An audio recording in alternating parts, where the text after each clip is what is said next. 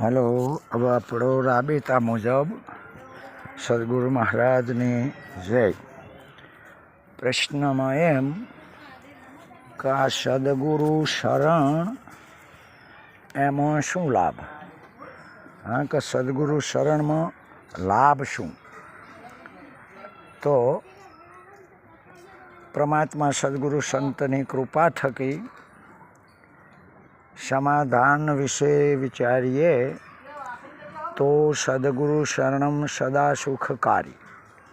પ્રશ્ન આપણો એવો છે કે સદગુરુ શરણમાં શું લાભ? તો આપણને બધાને ખબર છે અને આપણા ધર્મશાસ્ત્રો અગર તો ગીતા ભાગવત જેવા કોઈ પણ એક જ માર્ગ બતાવે છે. ગીતા પણ કહે છે તદ્વિધિ પરિપ્રશ્નેન સેવયા. રામાયણ પણ કહે છે કે શ્રી ગુરુ નખ પદ શિખ મણિગણ જ્યોતિ. વળી મહાપુરુષોનું કહેવું થાય કે સદગુરુ શરણે જે જ્યાં એ આ નાશવંત જગતથી અવિનાશી એટલે આખા અલગ પડી જાય અને ગુરુ કૃપાએ કરીને એ પૂજાતા પણ થાય. સદગુરુ જગતમાં જાહેર કરે. એટલે એ વિશે એક કવિતા પદ, એનો રાગ આપણે ભણતા તાણ આવતો કે દીઠો આજ આબુ ગિરિરાજ એવો. એ રાગ છે. અહીં કવિતા એ પ્રમાણે છે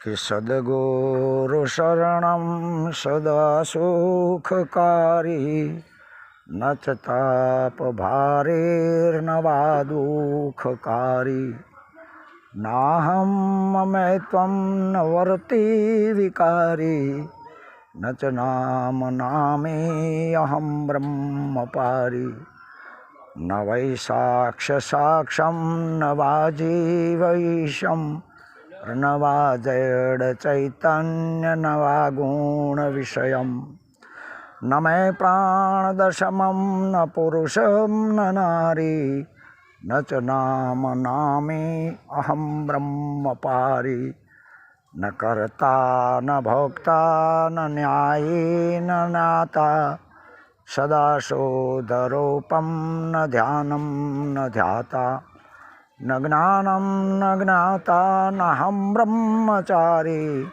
ન ચ નામ નામે અહમ બ્રહ્મ પારી ન કર્મા ન ધર્મા ન પુણ્યમ ન પાપમ નાહિ મંગલમ મે ન પૂજ્યમ ન શાપમ ન મિથ્યાર્ન હિતમ ન વાવોપકારી ન ચ નામ નામે અહમ બ્રહ્મ પારી ન પંથા ન વૃથા ગુરોર્નૈવ શિષ્યમ નૈષ્ટમ કનિષ્ઠમ ન પ્રિયમ અરિષ્યા નાહમ મનુષ્યો પશુદેવ મુરારી ન ચ નામ નામે અહમ બ્રહ્મ પારી ગચ્છામિ શરણમ ગુરુસોમારામમ સર્વાધિશ્રેષ્ઠમ શરમયાત્મારામમ સ્વયં સ્થિર સ્વરૂપમ ઉપાધિ નિવારી અહમ ન ચ નામ નામે અહમ બ્રહ્મ પારી. સદગુરુદેવનો તો ઉપરોક્ત પદમાં સદગુરુ ચરણ કીધું કે રામકૃષ્ણ જેવા પણ સદગુરુના શરણે પોતાના સ્વસ્વરૂપમાં સ્થિત થઈ વિશ્વે પૂજાતા થયા છે. પ્રથમ તો સદગુરુ શરણ એને કહેવાય કે જે પોતાનું અધિકમાં અધિક વિશેષતામાં વિશેષ સુખ, જે સુખને આપણો વેદાંત પણ કહે છે કે જો સુખ નિત્ય પ્રકાશ વિભુ, જે સમગ્ર બ્રહ્માંડના નામ રૂપાત્મકનો આધાર અધિષ્ઠાન અથવા મૂળ કારણ એવું સદગુરુનું શરણ જો આપણને પ્રાપ્ત થાય તો ત્યાં આનંદ સિવાય બીજો કોઈ વિષય વસ્તુ અગર તો દુઃખ બિલકુલ નથી નથી ને નથી. સદગુરુ શરણે નચતાપ ભારી એટલે જે ત્રિવિધિ તાપ, આધિ વ્યાધિ ઉપાધિ, તન મન વાણીના જે તાપ સંતાપ દુઃખો કષ્ટ, એનાથી આપણને સદગુરુ પર કરી દે છે. સદગુરુના શરણે સમગ્ર દ્વૈતા માત્ર એથી પર થઈ પોતાના સ્વસ્વરૂપનો સ્વાનુભવ સિદ્ધ થાય છે. એ પદ પ્રાપ્ત થયા પછી એ સ્ટેજે ગયા પછી આપણી ઈચ્છા હોય છતાંય દુઃખ ઉત્પન્ન થતું નથી. એકવાર જીવાત્મા અગર તો અધિકારી ભૂલે ચૂકે પણ સદગુરુના શરણે કોઈ જાણીને જાય, કોઈ કદાચ ખબર નહીં પહોંચી જાય, છતાંય પણ એ શરણે જનાર એમનો સમગ્ર દુઃખો ત્યાં લય થઈ જાય. અને એના એવા અધિકારી એવા મુમુક્ષુને એવું પ્રગટ થાય કે હું અને મારું એવું કશું સહજ નહીં. અને તમામે તમામ વિષય અને વિકારોમાં જે વૃત્તિ હતી એ વૃત્તિ બાહેર વૃત્તિ તૂટી જાય. કારણ કે બહાર એવું કશું રહેતું નથી અને પોતાની વૃત્તિ અંતર ધ્યાન થઈ જાય. જેને ઘણા મત અનુસાર સમજણ અગર તો સુરતા પણ કહેતા હોય એમ, અને નિરાંત પણ કીધું કે વૃત્તિના વેગ વેગળા થાય તો મળવા ઠરવાનું મળે ઠેકાણું. આમ હું અને મારું એ જ દુઃખરૂપ છે. ત્યાં પોતાના સ્વરૂપમાં નાહમ મમેત્વમ, હું નહીં મારું નહીં, અને એ વૃત્તિ બ્રહ્માકાર વૃત્તિ થઈને પોતાનામાં સ્થિત થાય છે. અને એટલે ખબર પડે છે કે આ નામ અને નામે એ હું નથી. નામ જેમ સોનું અને દાગીનો, એ કાર્ય કારણ નિયમ અડ, છતાંય પણ એ કાર્ય કારણનો નિયમ અડ નહીં. એમ નામ નામી, સદગુરુ તો અનામી છે, પણ નામ એ નામ ઉપરથી નામના ઈશારે પોતાની વૃત્તિ લક્ષ્ય બ્રહ્મ ચૈતન્ય સ્વરૂપમય બની જાય. એટલે ખબર પડે કે નામ એ ઓળખવા પૂરતું હતું, બાકી એનો લક્ષાર્થ જોઈએ તો જે શાસ્ત્રો બ્રહ્મનું વર્ણન કરે છે એ બ્રહ્મથી પણ પાર બ્રહ્મ જે કહેવાય એ પારનો એનો પાર પડી જાય. એમ એને ખબર પડે છે કે અહમ બ્રહ્મ પારી, હું તો બ્રહ્મથી પણ પાર છું. બ્રહ્મ અમારાથી થયેલો છે, અમે બ્રહ્મથી થયેલા નથી, આવું ભાન થઈ જાય છે. આગળ કીધું કે નૈવ સાક્ષ્ય સાક્ષ્યમ નવારજીવ ઈશમ, ત્યાં કોઈ દ્રશ્ય પદાર્થ રહેતો જ નથી તો એને જોનારો કઈ રીતે રહે? કે દ્રશ્ય પદાર્થ જ રહેતો નથી. દ્રશ્ય એટલે દ્વૈત માત્ર, પણ હદ બે હદ રહેતું નથી તો એને જોનારો કઈ રીતે રહે? અને કયા સાધનથી જુઓ? ત્યાં દ્રષ્ટિ દર્શન પણ રહેતું નથી. એટલે દ્રશ્ય દર્શન અને દ્રષ્ટા એમ જાણેલો વિષય શેના દ્વારા જાણવાનો? અને જાણવાનું એવું શું બાકી રહ્યું છે? હું કોઈ પણ જાણ્યું નથી. આવો નવય સાક્ષ્ય એટલે સાક્ષી, અગર તો સાક્ષ્ય ભાવ સાક્ષી પદાર્થ, અગર તો એને જાણવાવાળો એવું કશું જ ત્યાં રહેતું નથી. તો પછી કલ્પિત જીવ ઈશ્વરની તો અસ્તિત્વ જ શાનું હોય? કે જો એ દ્રષ્ટા દર્શન દ્રષ્ટિ એ જો ના રહેતું હોય, સાક્ષ્ય સાક્ષીને સાક્ષ્ય એ જો ના રહેતું હોય તો એક 10 ઇન્દ્રિયોના ભાવે કરીને, અગર તો અવિદ્યાના પ્રભાવે કરીને અને માયાના પ્રભાવે કરીને, બુદ્ધિમાં જીવ માયામાં ઈશ્વર, પણ એ કલ્પિત હોવાથી રહેતો જ નથી. અર્થાત શાનો હોય? તો પછી જળ અને ચૈતન્ય. જળનો અર્થ થાય છે જાડ્ય એટલે ઘટ્ટ પદાર્થપણું. તો પછી એ જળ રહેતો નથી તો અપેક્ષિતમાં ચૈતન્યમ, હા, એ જળને જાણવાવાળો રહેતો નથી, પણ એ ચૈતન્ય જે જાણશે એ વિષય સુધી ચૈતન્ય થઈ જાય છે. હા, કારણ કે જहाँ જળ વસ્તુ આધારા દ્રષ્ટા એથી ન્યારા. હા, જहाँ ચૈતન્ય આધારા તાતે દ્રષ્ટા ન હોવા આપણું વેદાંત કહે છે. એમ ચૈતન્યમાં કોઈ ભિન્નતા નથી અને અભેદ થઈ જાય છે. હા, ત્યાં કોઈ પણ ગુણ અને વિષયો તો છે જ નહીં.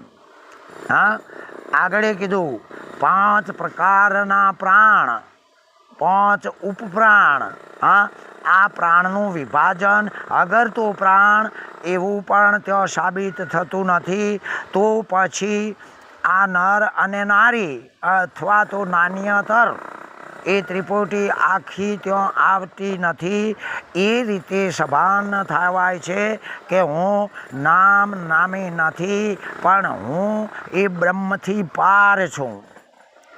ને કર્તા ન ભોગતા. આગળ કીધું કે કર્તા કર્તૃત્વ ભાવ રહેતો નથી, કારણ કે કર્તા ભાવ પંચ કર્મેન્દ્રિયોના દ્વારા થાય છે. એ કર્મેન્દ્રિયો અને મનના ભાવે વિષયોના ભોગતા થવાય છે. પણ અહીં હું મારું એટલે એ કર્મેન્દ્રિયો નથી, તો પછી વિષયો નથી, તો ભોગતા પણ ક્યાંથી થવાય? આમ હું કરતા નથી, હું ભોગતા પણ નથી. હા, કોઈ જાતની ગરબડ થઈ જ નથી. તો ન્યાય કનો કરવો અને કોણ કરે? કોઈ ન્યાય નથી. વિવેક અવિવેક કહેતા હોય એ પોતાના સ્વરૂપમાં નથી, એટલે ન્યાય પણ કનો કરવો અને એ ન્યાય કરનાર એ પણ પોતાના સ્વરૂપમાં નથી. એટલે અનાદિથી શુદ્ધ બુદ્ધ મુક્ત પોતાનું સ્વસ્વરૂપ હું છે જ. તો પછી બીજું ના હોવાથી, ઇન્દ્રિયો ના હોવાથી, મન ના હોવાથી, હા, તો કોનું ધ્યાન કરવું? અગર તો શું ખોવાયું છે તે ધ્યાન કરીને એને યાદ કરવાનું. ત્યાં ધ્યાન કરવાનું પણ નથી, અને એ ધ્યાન કરવાવાળો જે ધ્યાતા કહેવાય, હા, એ પણ નથી. અને શાનું ધ્યાન કરવું છે એ વિષય પણ રહેતો નથી. ધ્યાતા ધ્યાન ધ્યેય ત્યાં છે જ નહીં. હા, આગળ કીધું કે જ્ઞાન એ પણ હું નથી, અને એ જ્ઞાનને જાણવા વાળો પણ હું નથી. કારણ કે જ્ઞાન અને જ્ઞાતા બે નથી, તો કયા સાધનથી જ્ઞેય બની શકાય? ના બની શકાય. કારણ કે પોતાનું જે 4 આશ્રમો, ગ્રહસ્થાશ્રમ, બ્રહ્મચર્યાશ્રમ, વાનપ્રસ્થાશ્રમ, સંન્યાસાશ્રમ, એમાં જે ઇન્દ્રિયોનું દમન અથવા તો અટકાવ બ્રહ્મચારી, અગર તો બીજી રીતે કહીએ તો બ્રહ્મનો આચારી. હવે પોતાના ચૈતન્ય બ્રહ્મ સ્વરૂપમાં એવું કોઈ એક્ઝેક્ટ નક્કી અગર તો નિયમથી બંધાયેલું એવું આચરણ પણ કશું જ નથી. એ તો એની નિગાહ એવી દ્રષ્ટિ પોકી જતી હોય છે, અને એ ચેતના સિવાય બીજું કશું જ નહીં એવી પ્રગટતા થાય છે. એટલે બ્રહ્મચારી પણ નથી. તો પછી હું નામે કઈ રીતે હોઈ શકે? હું તો સદાય બ્રહ્મપારી છું જ. ત્યાં કોઈ ક્રિયા નથી, તો એનો કરનારો કઈ રીતે હોય? કરતા. હા, કર્મ કરનારો નથી તો કર્મા કઈ રીતે હોય? જાણવાનો કોઈ વિષય અલગ નથી, તો જ્ઞાતા કઈ રીતે હોઈ શકે? હા, એ રીતે કર્મા નથી.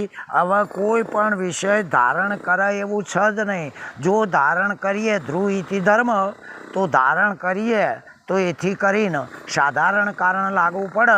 કારણ કે ધર્મ અને અધર્મ પણ એવું કશું આવતું નહીં. હા, તો ધર્મ અધર્મ નથી તો કરતા કર્મ કોણ હોઈ શકે?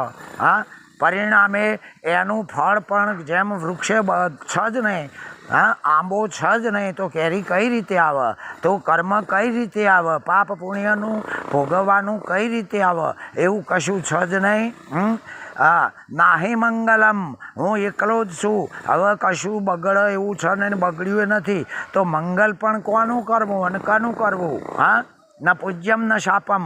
હવે હું શાપિતય નથી અને પૂજનીક પણ નથી. અદ્વૈત સ્વસ્વરૂપમાં આ બધું આવતું નથી. એવો હું નથી મિથ્યા. હા, એટલે જે અનિર્વચનીય, અગર તો વેદ શાસ્ત્રોના મત મુજબ મિથ્યા શબ્દ જે વપરાયો છે એ મિથ્યા હું નથી, એક્ઝેક્ટ અનુભવ થઈ ગયો છે. મિથ્યા પણ એક દ્રષ્ટિ નહીં પોકતી એનો ઉપજાયેલો શબ્દ છે.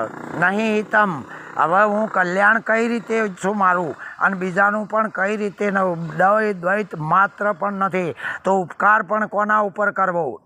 નવા ઉપકારી. એ રીતે નામથી પર પોતે અહમ બ્રહ્મ સ્વરૂપ બ્રહ્મપાર છું જ.